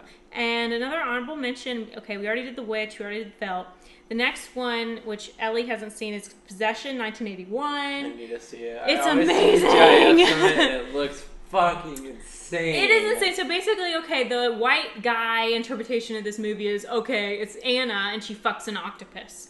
Well, that's the most baseline shit you could ever say, because it's not an octopus. It's like a whole nother element to the world. Yeah. Anyway, she's not being faithful to her husband. Yeah. And it's like a really cool time. I think it's in Berlin. It's really neat. It's like the way it's filmed is crazy. Yeah, you probably, if you ever like see like JF's movies, you've probably seen it. Yeah, there's so many scenes. Yeah, there's so many crazy scenes. The acting, like you can just tell from the JF, it's like so tense. Most of the scenes that people actually see. Like I haven't even seen it, and I'm like, I already know how crazy. Like I kept watching it. I was literally just watching on my laptop, and I was just like, oh my god! Like every few minutes, I was just like, what the fuck? I think it's kind of hard to. It's a little hard to find. I think. It's actually banned. Yeah. It's one of the few movies that's banned. In some places, yeah. It's banned in the U.S. In the U.S.? It is. I looked it up. Okay. It is banned. That's why you can't find it anywhere. So I don't know why. It's probably some copyright thing or something. I think it is. Yeah. It was a weird time in film. Yeah. Anyway, she's misunderstood. I mean, obviously, people be like, oh, she's unfaithful, blah, blah. But her husband was obviously abusive. He's obviously possessive to a point that was horrible. And it's just an honorable mention because I could go on and on about it, but Ellie hasn't seen it. Yeah, you don't want to spoil it, I think. I think it's one of those movies that like everyone who I've ever seen see it has said that it's like one of their favorite movies. I know, I could watch it a million more times because it's confusing. Like even the ending is crazy to a point where I need to like rewatch it and understand it. So that's like one movie you wouldn't want to spoil. Yeah, if anyone wants to like even tell me what they feel the ending is, what's going on, please like let me know because it was crazy. I need to discuss it with someone. So yeah, Anna from Possession's another honorable mention, and the last honorable mention is May. Yeah, which from we have the movie seen. May. Her name's May in the movie. Yeah, May in the movie, May the character, May the movie itself. And it is from the year 2003. Yeah. It's unknown. It's like an unknown film. Yeah, it's really an indie. It's indie. Underground. But it's honestly, if you are a horror fan, this is probably a great movie. This probably, no, I'd say honestly. Even if you're not a horror fan. Honestly, like, it's probably the best horror movie I've ever seen. Yeah, that's the thing. Like, that's saying a lot. I had to show it to Ellie because Ellie's always like crapping on the horror genre, which I don't blame. I'm not crapping. You're crapping on it. I know, Aries. There's a lot of them I don't like.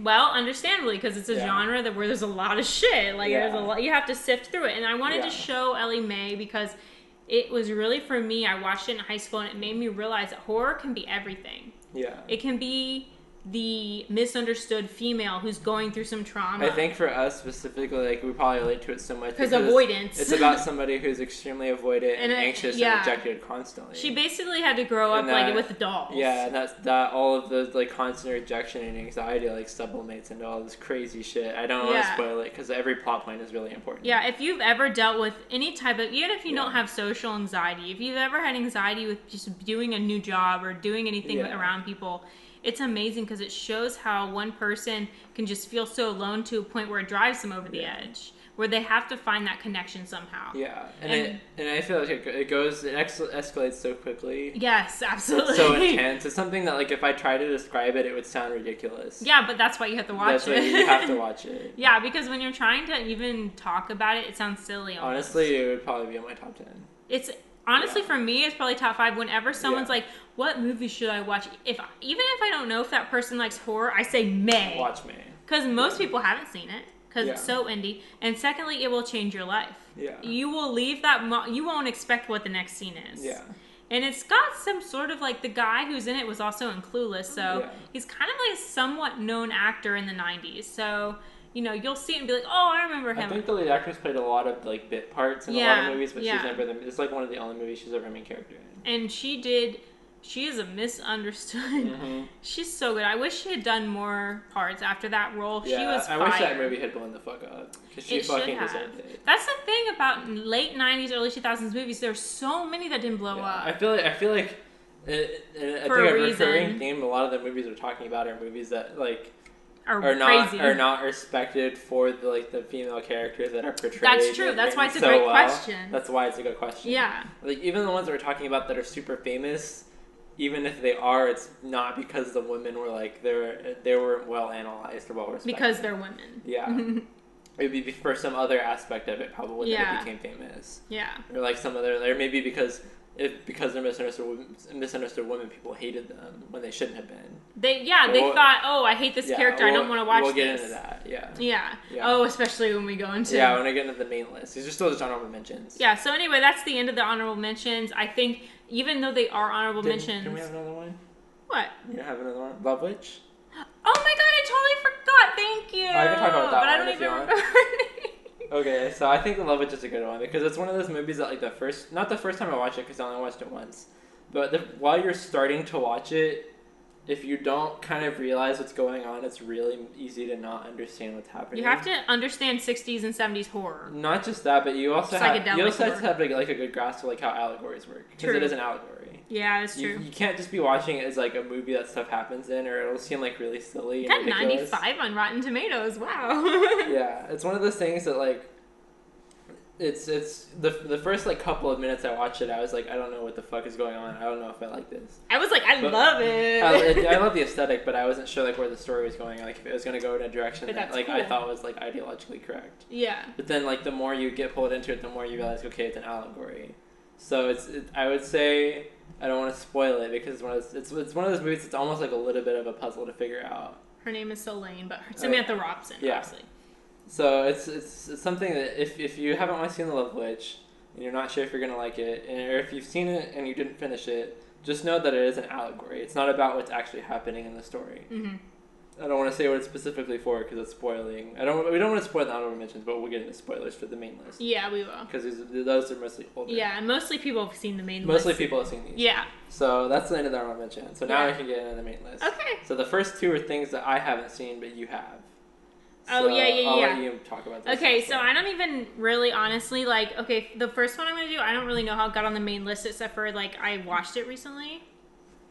What? Why are you pointing? Oh, are you talking about that? Yeah, Sunchoke. Okay. Yeah, sorry. So, like, Sunchoke is, like, I was, like, not sure if I wanted to talk about it because it's fucking depressing. So, like, it's a really hard movie to watch. It's really kind of, like, there's no positives to it whatsoever. Yeah. Like... at all. The only thing I can think of is like beautiful cinematography. Kind of like Black Mirror almost. Like some Black Mirror episodes that are bleak very... as shit. Like, that's actually a really good comparison. It's very dark and miserable. Yeah, so it's like, it came out in 2016. The misunderstood female character in Sunchoke is Janie.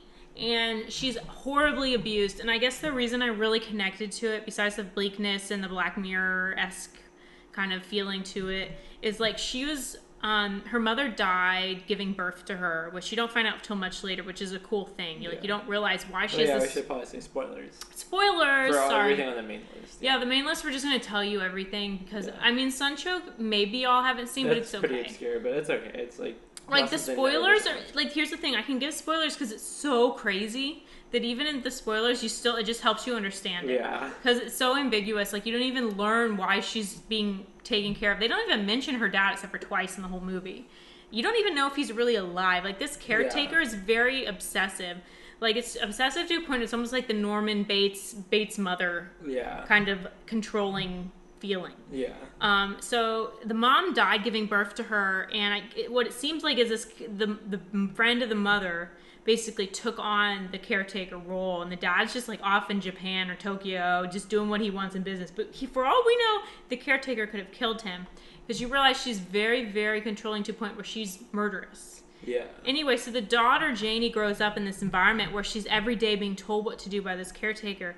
Eventually, Janie gets to be 18 or older and wants to go out. So the caretaker's like, I'm going to let you go out, for a few hours. And immediately upon going out, she starts stalking a girl who she wants to be like. But you find out throughout the movie that this is not the first time she's been out. Oh, yeah. You find out she's actually possibly killed before. Oh, yeah. And that's why she's living under the strict kind of reign of this caretaker, because the caretaker uses that against her. She says, we've done this before. You've killed before. Do you want to be out of you want to be in an environment that you love. You don't want to be away.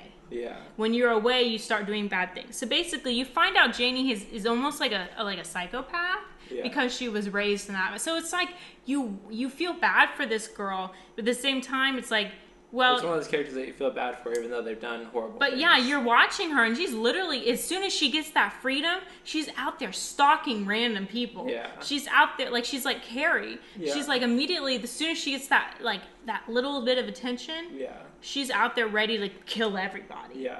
I find those characters really interesting. Like, I think it's a very powerful thing when somebody, like the writers or the directors, is able to make somebody who does terrible things somehow relatable. It's relatable because you want to save her. Yeah. You want to get her out of this caretaker's You want reign. to see them become better. I mean, the girl who's taking care of her Yeah. literally puts a dog collar on Yeah. her when she stays out too long. Yeah, it's like it just appeals to you to want to like redeem their humanity or something. Exactly. Even though they do terrible things. And I then like those characters a lot. There's like a scene, and also, by the way, Janie, the main character, she was in Freaks and Geeks. Is that the show, Freaks and Geeks? Freaks and Geeks, so she was in that. She was the girl in Freaks and Geeks who's like, I don't do drugs to have fun or whatever. Yeah. That's the girl, Janie, in this. Anyway, so thinking that, you're like, oh, it's the Freaks and Geeks girl. Yeah.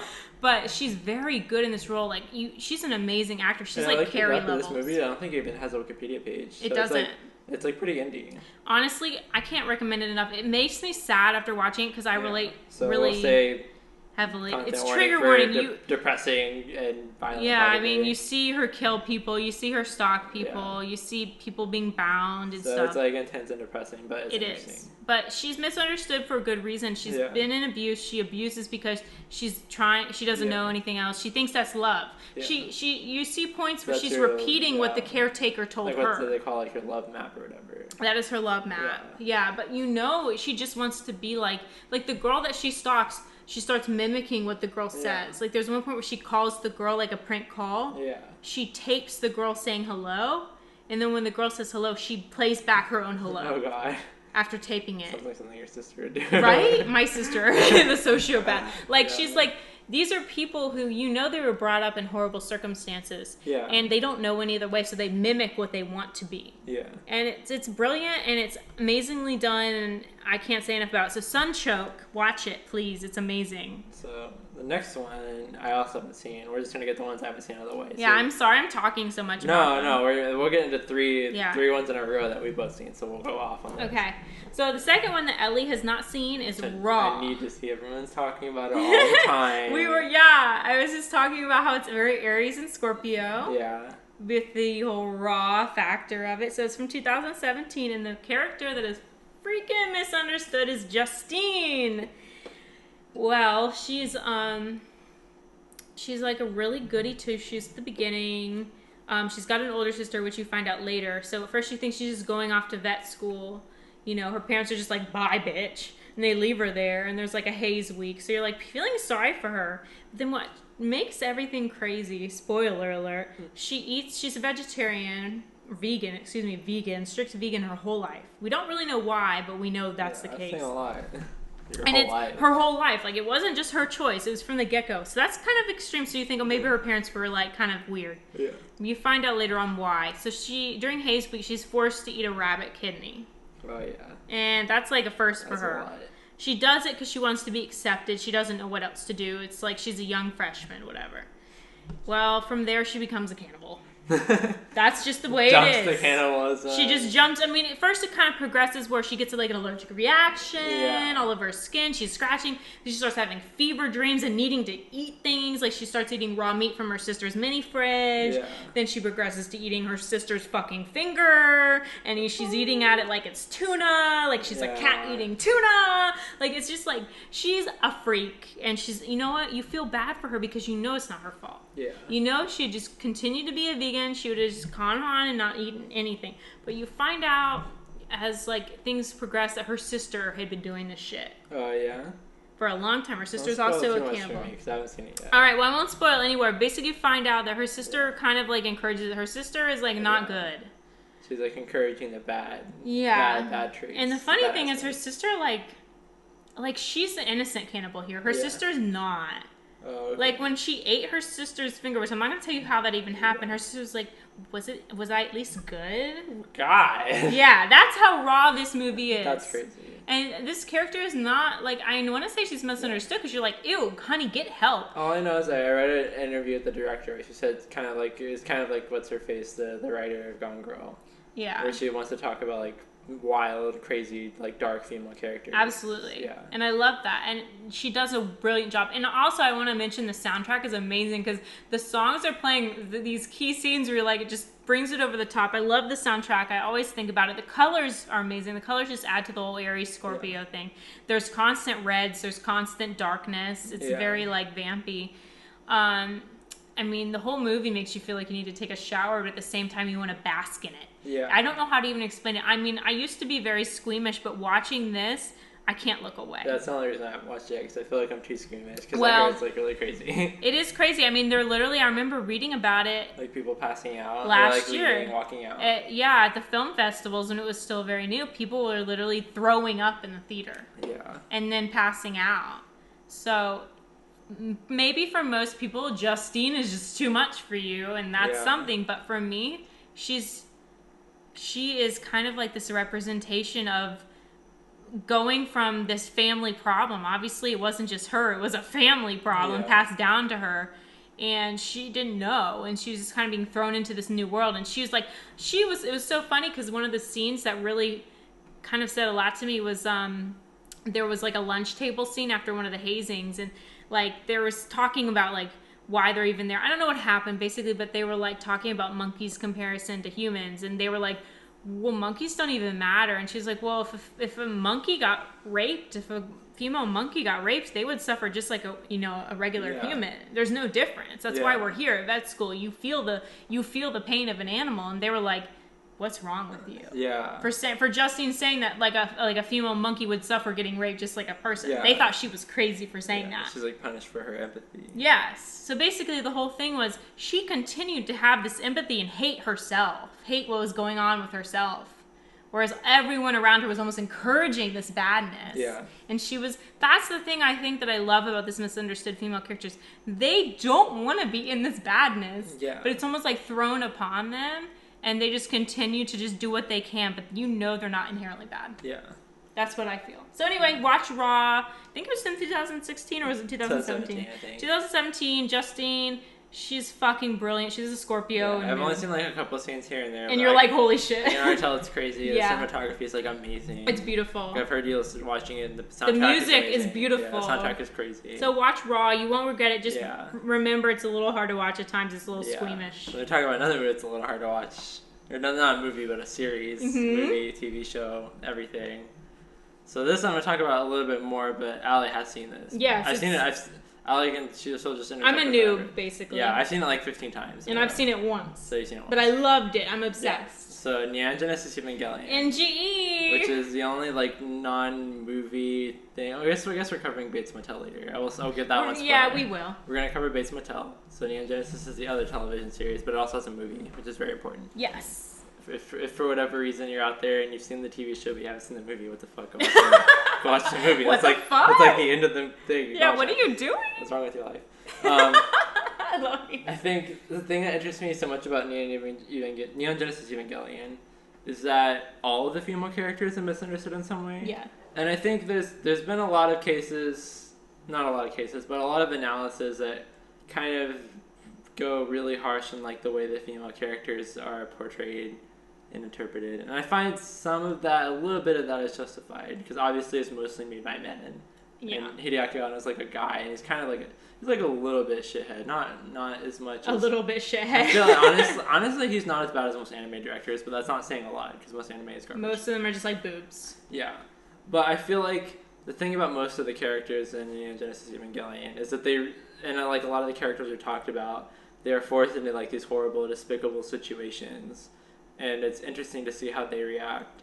And I think a lot of the aspects of the characters, especially about like fucking shitty asshole anime fans, have been like really misinterpreted. Yes. Especially Asuka, especially Misato, especially fucking Ritsuko. Like they're all like horribly misinterpreted. And I don't want to like go off about each and every one necessarily.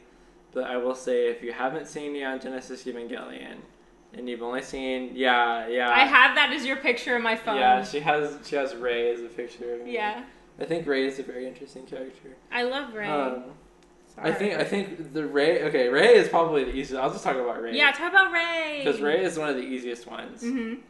Because it's almost like Hideaki Anno had a very specific idea about Rei.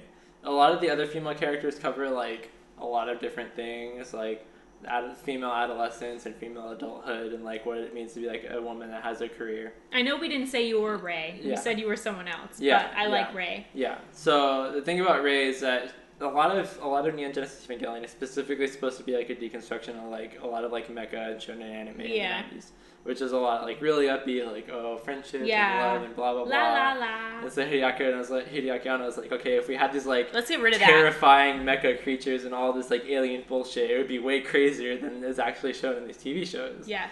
And Rei is specifically supposed to be the antithesis of like the average anime girl, the girl main character, who is like super bubbly and really cheery, and she's basically supposed to function as almost like this like psychological stand-in for the incel anime fans, the like incel non-existent girlfriend. She's like blank half the time, but she's not. So the thing is, like, she's supposed to be like the opposite of like a character that the fanboys like gawk over. Yeah. She's supposed to be nothing. Yeah, don't fucking gawk over Rei. Rei is one way to say zero in Japanese. It's supposed to literally mean emptiness. That's so cool. I didn't know that. And the irony of the misunderstanding is that so many anime fans still latched onto her. And of course, they fetishized her. It's almost like an insult, almost because she's more submissive than the other anime characters. Yeah, you thought she was... She has even less of a personality. They thought she was, like, vulnerable. And Hideaki Anno took, like, a personal insult to this. Really? Because the whole point of the character is to make fun of these anime fans that, like, use these, like, anime characters as, like, stand-ins. Tropes. Yeah, these, like, tropes, these caricatures, as, like, stand-ins for women in their real life. And Rei is supposed to be like... the opposite. Rei is supposed to be nothing. Like, she doesn't even have anything to her. You're not... There's no reason to like her or hate her. Don't sexualize her. She's sexless. And the anime fans still did that. That's so typical. And that's, like, one of the greatest misunderstandings of anime television. That's why I made her... But all of the characters are. I think... I'd say, like... Genuinely, I do like most of the female, all of the female characters. I do too. I absolutely love them. I think it's easy to kind of like watch it and be like, oh, this is so shitty and sad, and like why this is like just some shithead man thing. Yeah, like what's her name who likes beer a lot? Yeah, Misato. Like, a lot of them have really complicated and dark character arcs. But I do think Hideaki Anno strove to make all of the characters go through that. I don't think the women uniquely suffer in comparison to men. I don't think that's true. They don't. I do think that everyone in the story is subjected to horribly horrific things. Obviously, the protagonist is really suffering more openly. Yeah. Because it's the protagonist. Yeah, you know? and almost in a way, the women are stronger than Shinji. Absolutely. They're like trying to keep them they together. have more resilience and personality. Yeah. And it's almost supposed to show like how resilient women can be in comparison to some shithead boys. In a way, they're the angels. Yeah. So I will say, if you haven't seen Neon Genesis and you're worried about it being like super problematic or something, it's not in that way. Yeah. It is very upsetting. Yeah. It's very emotionally intense. It's it draining. does talk about a lot of extremely dark things. It's very like graphic. It's so much. It's like an emotional onslaught. Like there's like moments of you will be extremely depressed at the end, and also you'll be like, "Whoa, did this really happen?" Yeah. Like there's like cum in one part. Yeah. I mean that is supposed to like that's an instance of like violence against women that he actually like showed in the show, and it was good that it was. Yeah, it was good that it was. It's a horrible thing that happened. No, but it was good that it was even addressed. I think it needed to. Yeah, and I think that actually fits in with the things that happen. Yes. It's supposed to show the darkness that's inherent to a lot of like aspects of humanity, and especially men. Yeah. So there's a lot of like really dark things. It really not just touches on it. It delves. It goes into it. Yes. It does not hide anything. And it truly discusses the worst of humanity. As a Scorpio, I love that shit. So watching Genesis, I don't want to talk about anything else because it's a very, very, very story It's a lot of time. It'll take you a lot of time to do it. Yeah, it's very long. But it's worth it. It changed my life. Like I still have the theme song in my head when I wake up all the time. Easily the greatest anime of all time. Easily. I don't think anything can. I don't even want to put it in the same category as anime because it's so much better. Yeah, it is kind of beyond because it's a deconstruction of all the anime tropes. I don't watch anime. It's not even like the same thing as anime. No offense to anime watchers, I just don't watch it that much. Yeah, but I loved it. Don't watch the new movies. They suck. No, watch the show. I haven't shown Allie. There's a movie called End of Evangelion. That's the actual end of the show. You need to watch that, but don't watch the rebuild series. Those suck. Watch the original. Yeah, watch the original. So that's Neon Genesis. It's so good, y'all. It's so good. So now we're going to talk about one thing that probably everybody's seen. Yes! And that we can really get into. Spoilers, GG. go off, whatever. GG. Gone girl. Gone girl. Woo! Amy Dunne. Amy Dunne. I have in my Tumblr I have the URL. Amy Dunne did nothing wrong. You saved that? I saved it. Amy Dunne did nothing wrong. I think Amy Dunne. Like when we were writing down characters to talk about, I think I threw out 500 Days of Summer. Oh yeah. And you said you didn't want to talk about it that much. Which I understand because there's not really that much to talk about. Pixie Dream Girl. So I feel like Gone Girl is like the goth version of that almost. It is. It takes it to new levels. It's a movie. And it's the grown-up version too. It's a litmus test. Yeah. Of how nuanced your understanding of women is. It is.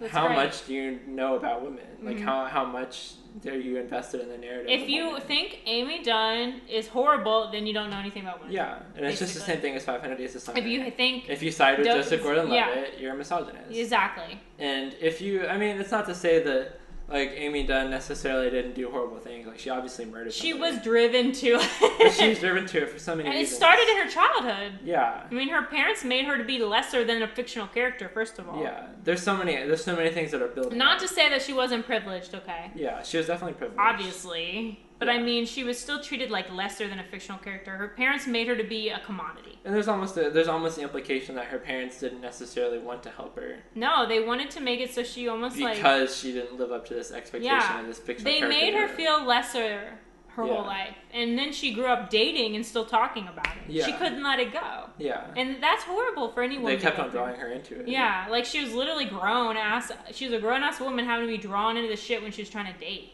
Yeah. Like, okay, come to this thing. Oh, you had to wear this. And her criticisms of her husband, the man in her life, are so valid. They're so true. Oh, that's the thing. That's where that's where the bulk of her justification for what she's done comes from. And obviously, it's like debatable. Well, I mean, the story almost clearly expresses that all the shit that she says happened didn't happen. Like the abuse actually did not happen. Yeah, well, obviously, and stuff like that. Yeah. But her criticisms were still valid. Yeah. And there must have been. And we don't know if the violence could have gotten there. It could have. When she came back into the picture and he was afraid of her, he started getting. Yeah, he started becoming more violent. So she was predicting it. Yeah. Some would say that don't know women that she caused it. She did not. He had it. He had it in him. He had it in him because he already knew he was cheating for a long time. She absolutely. Already knew he was cheating. With a fucking child. Yeah, with the fucking person who is vulnerable to his like power dynamic. Absolutely. Yeah. She was a student, right? Yeah, she's a student. So that's a power dynamic, and also she was very vulnerable. You could tell in that one scene where literally his wife was missing. Yeah. The girl came in and she was like, "I need you. I want you. Say you love me," and he was like loving it. Yeah. You know, he was loving that. There's so much going on, like the meta text of like what's not shown, like leading up to what's happened so far, like him putting her in a situation, being thousands of miles away from where she grew up. Yeah, where she grew up. Because of his this mom. Place that, they don't know anything about. And she was the breadwinner. They have no job.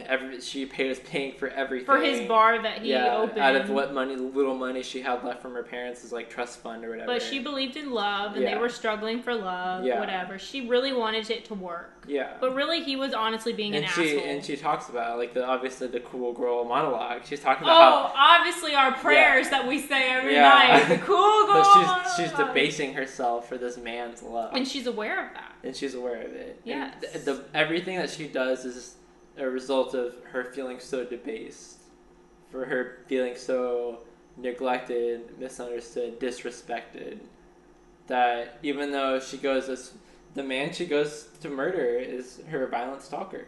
That's what's so crazy. So like that is the craziest and so thing. You think like, okay, yeah, she murdered somebody, but he kind of deserved it. He definitely deserved it. How many? Stalker. I mean, honestly, I have to say, for me, that was cathartic. Yeah. Watching that as someone who's dealt with something like that in my life, actually more than once. Yeah. I wish I could go back and fucking kill them. Yeah. So he deserved it in every way. The way she did it was obviously brutal. It was violent. And Ben Affleck's reaction to what she's been through.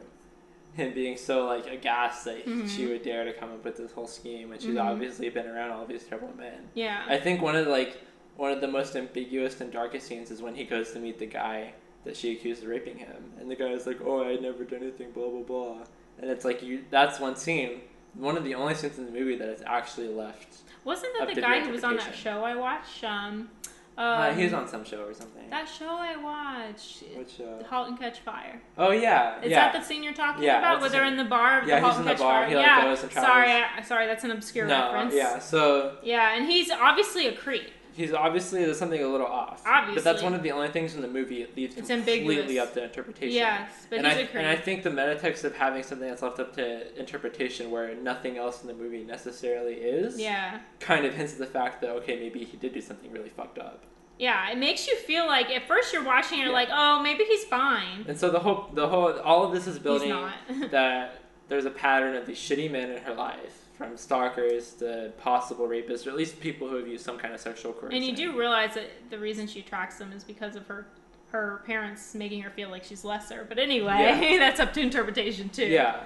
And then lastly, her average, unambitious husband who's cheating on her with this fucking student. Who barely has any outward visible emotional reaction to her being missing. It's all about making him look good. That's all it's about.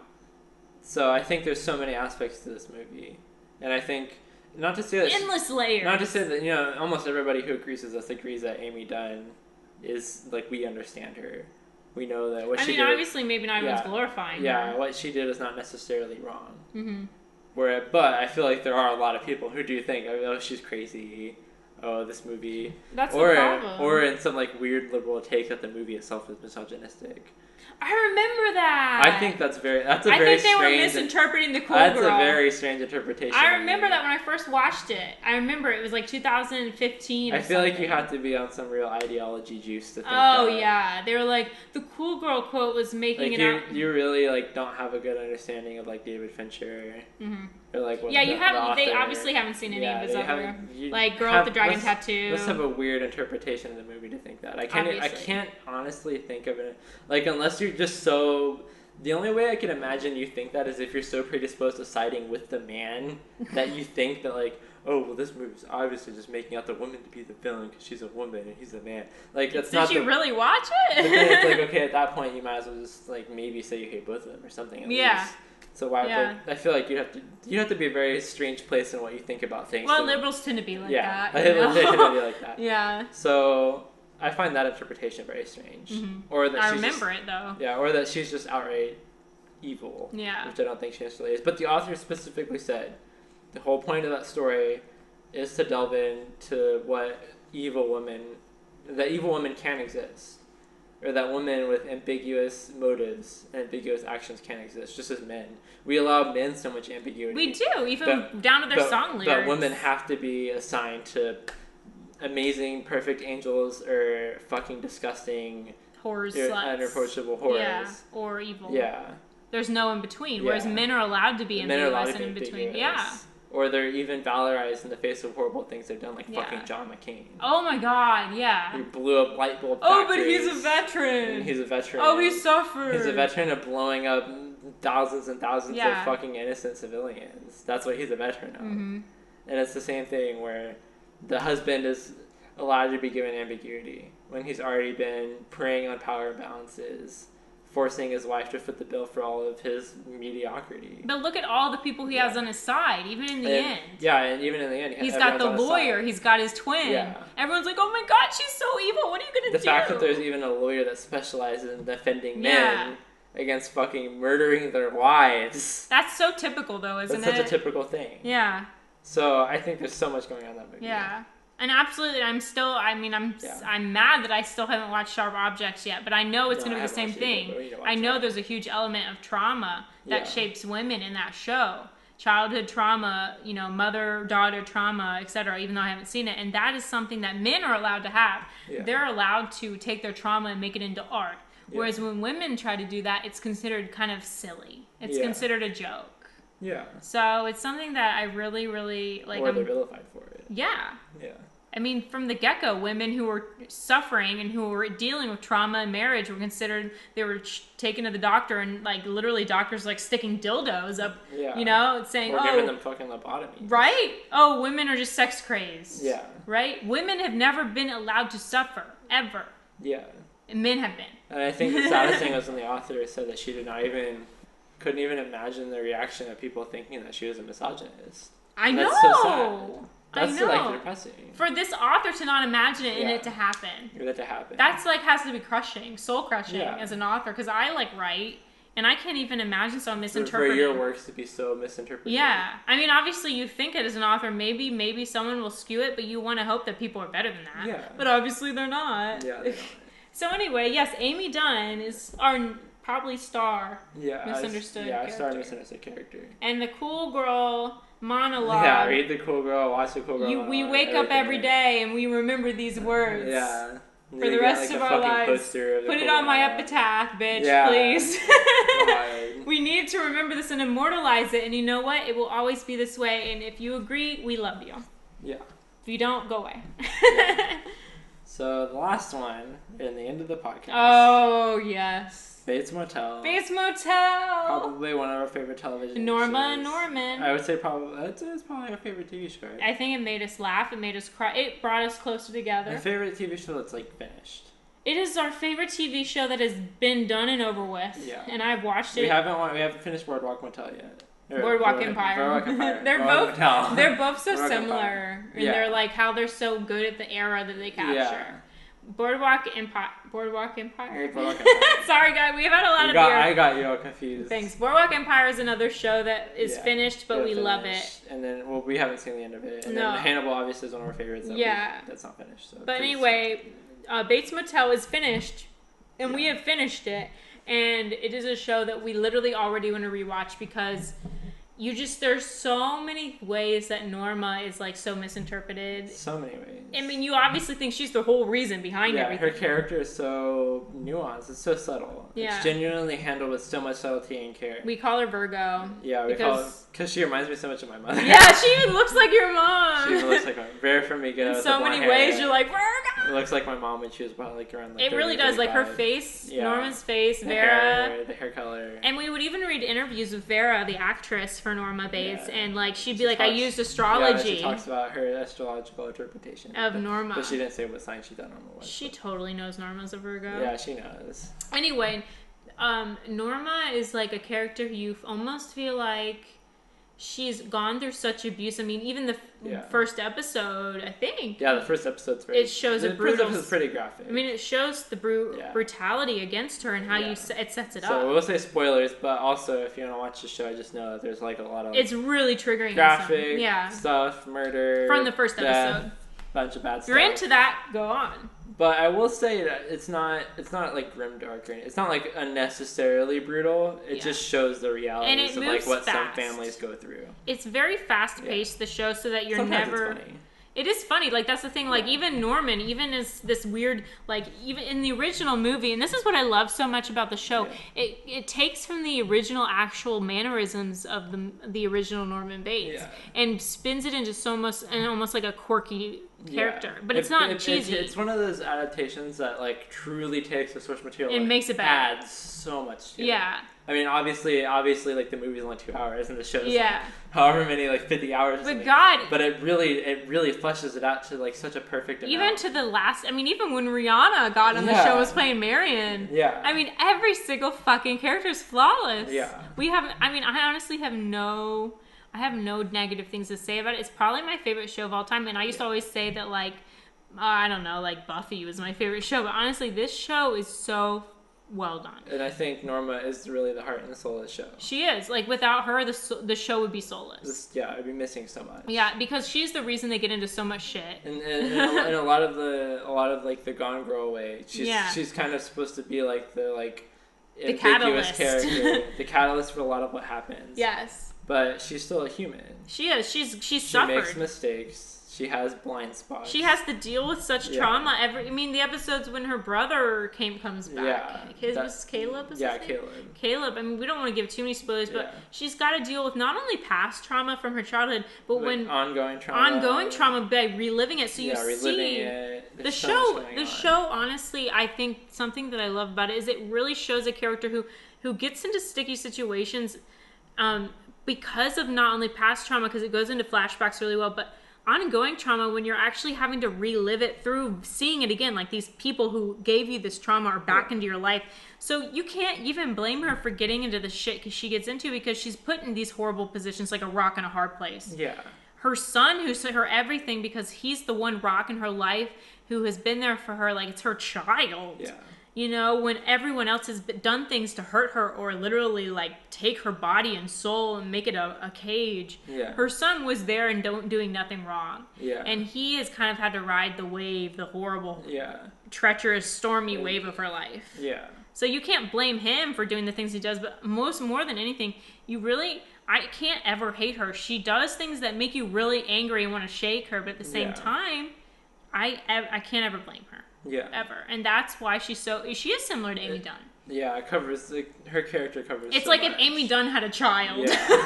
Yeah. In a way. Or Amy Dunne's mom. Oh, yeah, Amy Dunne's mom, true. Her real mom, not her mom. So if they did, like, a Gone Girl prequel. Yeah. Where they did Amy Dunne's mother, who was writing Amazing Ivy, or whatever the book was. Somehow went into that kind of thing. So Norma Bates is like the Gone Girl prequel. No, but anyway, it's like if you watch the show, you will see you love her, you despise her at times, but most of the time you just want to hug her. Yeah, even if she is murdering someone. Like, and it also covers like a topic I feel like is almost never covered. Oh, what? Which is how motherhood can also be traumatic. Oh yeah, like having children can bring up trauma. Yeah, you feel like of all you're insecure about which being I feel a like mother. is something that like always happened in my life. A lot, because I feel like my mother having me with interacting with me like almost causes her more problems. Because she had a horrible childhood from mother.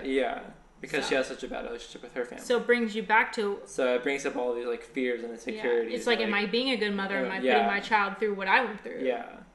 And just things like that. And then when you're seeing your child go through something, you're reliving what you went through. Yeah. And then that brings you right back there, and it's like you didn't want to relive that. You didn't ask to relive that childhood trauma, but by being a mother, you're kind of swung into it firsthand. And you don't even ask for that crap. So it's like it's a very tough subject that's really rarely talked about media. Yeah, there's so many things that show covers. I didn't even really think about it like that until you pointed it out. There's so many things that show covers. I think it's pretty. It's not super long. No, and it's really fast paced. I think it's like 65 episodes or something. Honestly, like I've rewatched it so many times, and that says enough in itself. Yeah. The fact that I've been able to rewatch it. You should definitely watch it. Yeah. Hard recommend. Hard recommend. It's like Gone Girl levels. As long as they're okay with like violence and murder and stuff. Yeah, like that. Like, if you can handle it, if you're mentally in a place where you can handle it, do it. Pace yourself, but you will not be bored at all, and you will be invested. And honestly, every character I can kind of almost get attached to sometimes. Even, what's her face? Norman's kind of first love. Oh. The blonde.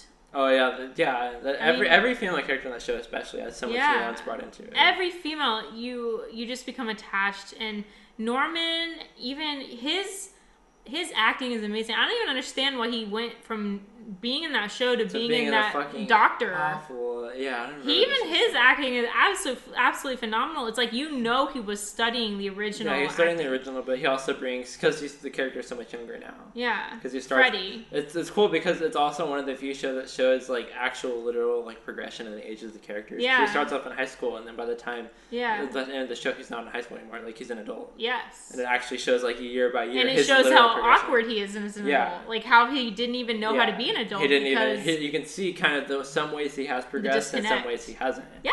From high school. It's absolutely so amazing, those subtle things. So yeah, again, our last but definitely not least, and one of the most important in my world, misinterpreted, misunderstood female characters, Norma Bates from Bates Motel. Yeah. Please watch it. Yeah, I feel like. And even just like the meta text of adding in the character that was not even in the original movie because she was just known about. She was a skeleton. The show had like the fucking like balls, like us to say like just let's fucking do it. Just use that phrase that just add that in. The balls. Just to put the mother like as a main character. And they did it beautifully. And flesh her out so much. I mean, that show was with me when I had so much subtlety. I feel like that show was with me when I didn't have anyone else, so it's really, really important to me. Like, you can talk about it with anyone. It could be an old person watching it, a young person. It's just so beautiful, and I can't say enough. I'm going to watch it 5 more times in my life, probably. Yeah. So everything we talked about, hard recommend. Obviously, there's some things we talked about pretty horror-oriented. Most of this shit is horror because it's horror. So obviously, if you're not okay with like violence and like other triggering things, like, be careful what you watch. I have to say, like, the horror genre is what I watch the most because I'm effed in the brain, whatever, but... you know, some things I recommend can be kind of hard for most to watch, but obviously you're taking that into account with misunderstood female characters, especially. Yeah, I feel like if they're easy to understand, then it's probably not. Yeah. It's probably not. It's not a light movie. Yeah, it's not a complicated topic. Probably. Yeah, but honestly, you can watch all of these if you're ready for it, and you will be shook. You will love it, Wig. Your mind will be blown. Yeah. So that's the end of the podcast. Yay! I think we went for a while. We went too long. It's okay. You'll just have to deal with it, y'all. Sorry. Well, you've dealt with it. You put up with it. No, I think it's worth it, though. Yeah, we went in pretty good detail. And honestly, since it's Halloween season, this will be really good material. This will be our horror episode. Get you in the mood for Halloween. Horror girls, gargoyle girls, at it again. Exactly. And by the way, my birthday's coming up. I'm a Halloween baby, so I'm really into this stuff. Yeah. So we love you, and we hope you liked it. Yeah. Thank you for listening. Thank you so much. Have a nice night. Night. Bye. Bye. Mwah.